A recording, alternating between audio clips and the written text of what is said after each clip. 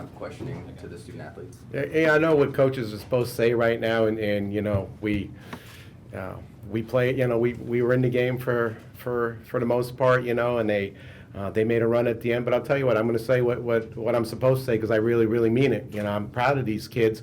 We don't have a senior on the roster. Kids were started 0-5. They came back. They won 22 out of the last 24 games. They came here, and not a very easy place to play against a team that's 18-0 in the Big Ten, fourth in the country. And I think they competed. They did a good job. I'm really, really proud of them. I think if we usually knock down a few more threes. If we could have knocked down a few more of those open shots, it might have been a closer game. But you look at all the 1-16 seeds. There's a lot of blowouts, and I thought we did a really good job. And I don't think we were a 16 seed though. We could talk about that, but maybe next year, we'll work our way up, maybe get an 11, 12, When I was at Pepperdine, we got an 8 seed as a mid-major, so there's no reason we can't do that if we have a good preseason next year and work our way up. But this is our first step, and our goal is to come back next year and to win an NCAA tournament game. But like I said, it was the first conference title since 1995. First time we've been in this tournament since 1988. So it was a historic. First time we've had a Player of the Year since 1992. So it's been a historic year for New Mexico State women's basketball, and the future is very bright. We get all these kids back, and we've got a great recruiting class coming in, including a 6'4", highly recruited kid that's coming in, and she guards her every day in practice, so she knows, and a 6'3" kid, and another really good guard out of California. So the future looks very bright, and I'm very proud of especially these two here. These two have put the program on our map in our area anyway. Great kids, they work hard, and just not only are they, Brianna was the Player of the Year, and Sasha was first team all conference, but term student athlete, both are almost straight A students. Sasha, a journalism major, Brianna's an engineering major, which is not an easy major at New Mexico State University. They have a great engineering department. So they are student athletes, and I'm extremely proud of them. And they can always remember that this is part of their legacy now, the conference championships, and the fact that we're going to come back here next year. So I'm really proud of them. Thanks, Coach. We'll open it up to questions for the student athletes. I just ask if you do have a question, please raise your hand. Brianna, you probably could have used that 6'4" player that you're working with today. Was Brianna Jones just a little too much for you guys? Her size, her height, her everything in the middle? I mean, she provided a good look for us, and I think Tyler Ellis got in there and did really well. Like, I tried to 2-arm push her under the basket. It wasn't happening. But, I mean, no, it was a really good look. It was a good test of our will to play. So I actually do really appreciate her playing as hard as she does for the whole game. Weber, talk about that matchup zone you guys ran to start the game, that extreme matchup zone. Is that something that you normally do?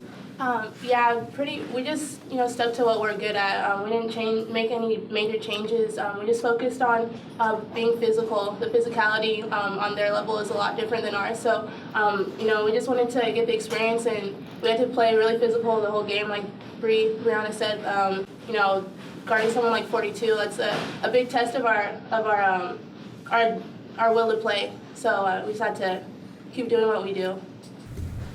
This is for both of you. I mean, did you feel though that you were able to harass their ball handlers into having a fairly uncomfortable game? Yeah, I think yeah, so. Definitely. I honestly didn't expect that many steals. Our guards did really well, like just getting hands on the ball. I had a steal too, by the way. Yeah, and Bree had a steal too. So, we just, like I said, just capitalizing on our strengths, keep doing what we're doing, being aggressive with defense, and force a lot of turnovers.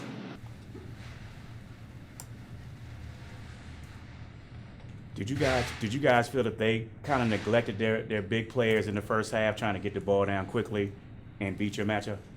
I think so. I think they used it. I think they utilized it more in the second half than they did in the first half. Coach, what was the difference in, you said you started 0-5, what was the difference in your team that changed when you got to the end of? Oh, well, we started 0-5, and I looked at our team, and just remember, when I was at SC my last year, we had a lot of injuries, and we had to start 5 guards in the Pac-10 tournament. And we're playing Arizona in our first round and played Cal, and they're both nationally ranked. So we said, heck with it. Let's just press all over the floor, multiple defenses, get after them. And we beat Arizona State and Cal, and then lost to Stanford in the finals. But then I just thought back to that. I looked at the team. I said the same thing. We're really starting 5 guards. So we overhauled the system. And we just started pressing all over the floor and running the matchup zones and just multiple defenses. And it worked. You know, we won our first game against a Division II school. And we played our rival New Mexico, who we haven't beaten since 2007. And you know, we're up by 20 in that game. Wound up winning by 12. So I think it was and then the kids just loved. They just bought into the pressing all over the multiple defenses. And I think that more than anything else, it utilized our talent better, I felt, and I think that more than anything else turned our season around. Yeah, Coach, you guys did talk yesterday about not having faced big inside players of the caliber that they would bring in. I mean, did you feel that Jones was kind of the difference, especially in the first half? Jones was a load. She's a great player. She's got great touch around the basket. It was, I mean, they were trying to get around her, but it was like it took 3 seconds to get from one side of her to the other. And she's so fundamentally sound and well coached that, you know, she knows how to seal, she knows how to use her body, and she knows how to finish around the basket. We haven't seen a big kid like that all year, to be honest. That's the difference in our conference is there's, you know, big kids like that in our conference. There's one of them, but she doesn't move like Jones. She doesn't finish around the basket. And that was a very, very difficult matchup because we want to stay matched up on the shooters because, you know, those 3 shooters were, you know, they're 42% from 3-point range, so we really couldn't leave them, but we really couldn't afford to double Jones, so it's either a 2 or a 3, you know, and I thought we played as hard as we could, but it was a real tough matchup, yeah. Coach, coming back to that, you say, you know, you start basically 5 guards. Maryland just absolutely dominated the rebounding. Do you think that if you had somebody who could come in and pull down, you know, 5 or 10 more rebounds, that would have also, talked about earlier about making some threes, but do you think that would have also closed the gap? Yeah, I mean, you know, it's if we you know, we've got 2 kids coming in of height and girth next year, so of course, if we have somebody that's about 6'4", like Taisha coming in next year, 6'4", 220, and she can move, you know, she can seal. So, you know, just to be able to put a big body on the other team's big body is really going to help us next year because, you know, like you said, I mean, it was like, you know, PT boats trying to attack a battleship out there. I mean, we were bouncing off right and left. So it was, I mean, she was just a really tough matchup. And the way you defend that is recruit somebody that can lean on her. There's no magical coaching or schemes to defend that. You just got to get somebody that can guard her.